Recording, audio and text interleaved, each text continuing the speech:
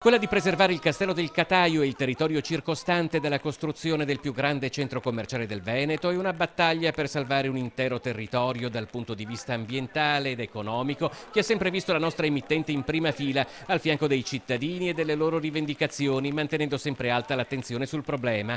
Una battaglia che finalmente sembra avviarsi verso la vittoria. Più forti del maltempo, cittadini, associazioni, rappresentanti di categoria, persino sindaci dei paesi vicini e parlamentari hanno manifestato davanti al municipio di Due Carrare prima del Consiglio Comunale che doveva votare quell'accordo di programma che praticamente equivale ad un sì o un no al progetto.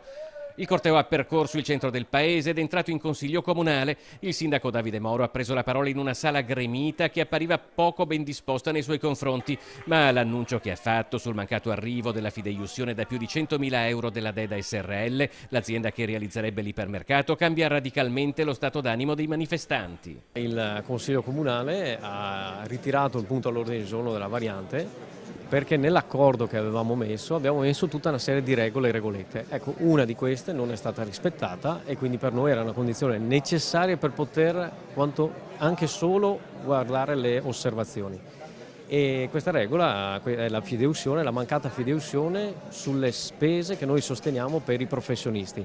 Una clausola che ci siamo inventati e che in questo caso è andata a nostro vantaggio. Il prossimo Consiglio Comunale non potrà che essere dopo il 18 aprile, data nella quale dovrebbe arrivare dalla Soprintendenza la conferma del vincolo a tutela del Cataio. Noi continueremo a vigilare nell'interesse dei cittadini e delle loro richieste.